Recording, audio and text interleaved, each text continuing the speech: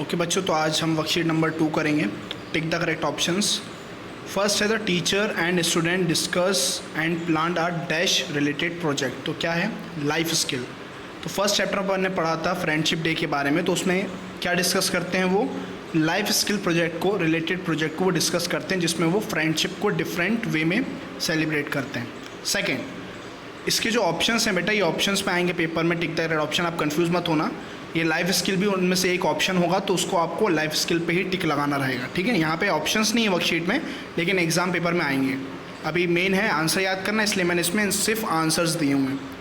The teacher wanted to the class to celebrate dash in a special way. तो मैंने क्या बताया था? स्पेशल वे में क्या सेलिब्रेट करने वाले हैं? Friendship day. तो आंसर भी होगा friendship day. Most of the student felt that the celebration would be. कई सारे बच्चों ने क्या सोचा कि सेलिब्रेशन के बारे में, कि सेलिब्रेशन कैसा होगा? फन होगा, मतलब बहुत ही मज़ेदार होगा।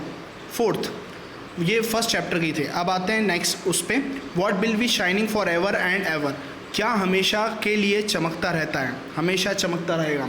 तो क्या है आंसर? स्टार्स। स्टार्स जो हैं वो हमेशा शाइन करते रहेंगे। They will shine for ever and ever. Okay. Fifth, what is never harsh. क्या कभी हार्श नहीं होता, मतलब निर्दयी नहीं होता?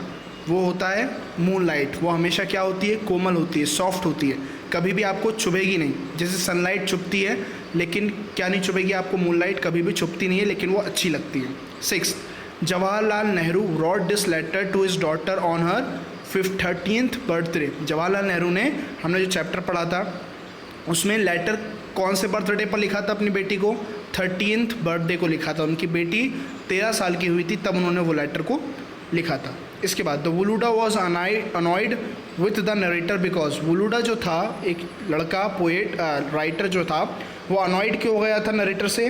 क्योंकि narrator had broken his scent bottle. Narrator ने जो कहानी सुना रहा था, उसने सेंट बॉटल तोड़ दी थी। नेक्स्ट, ये 8th वाला है। The poet build a ship with. जो हमने पोएम पढ़ी थी प्ले वाली, उसमें पोएट ने शिप को किससे बनाया था? बैक बेडरूम चेयर से, मतलब जो पीछे बेडरूम में चेयर्स रखी रहती हैं उनसे बनाया था। इसके बाद 9th, the poet and Tom actually sailed till T.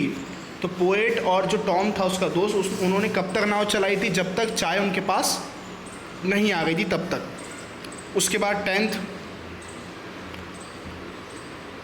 While selling Tom fail out. जब सेल कर रहे थे, जब नाव चला रहे थे, तब टॉम क्या हो गया था? गिर गया था। और रामदास वॉज, रामदास कौन था? Shivaji's teacher, companion and a poet. तो शिवाजी का टीचर था, उनके साथ वाला था, और एक पोएट भी था। 12th वाला जो लास्ट है, the dash brought messages for the trees. तो ट्रीज़ के लिए मैसेजेस कौन लाया करता था?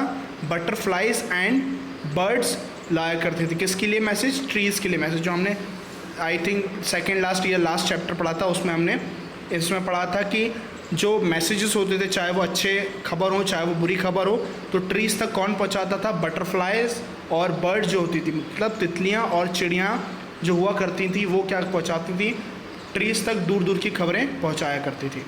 तो सबको समझ में आ गया बेटा? फर्स्ट वाले का आंसर है लाइफ स्किल, सेकेंड वाले का आंसर है फ्रेंडशिप डे, मतलब फ्रेंडशिप डे का मतलब आप सब समझते हैं।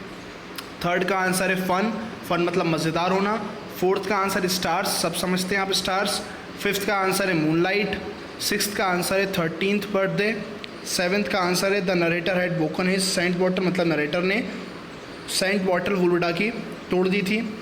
उसके बाद the poet build a ship with. Poet ने किससे शिप बनाई थी? बैक बेडरूम चेयर से। उसके बाद आंसर टिल्टी, उसका आंसर फेल आउट। नेक्स्ट वाले का answer Shivaji teacher, companion and poet, and the last one is butterflies and bird.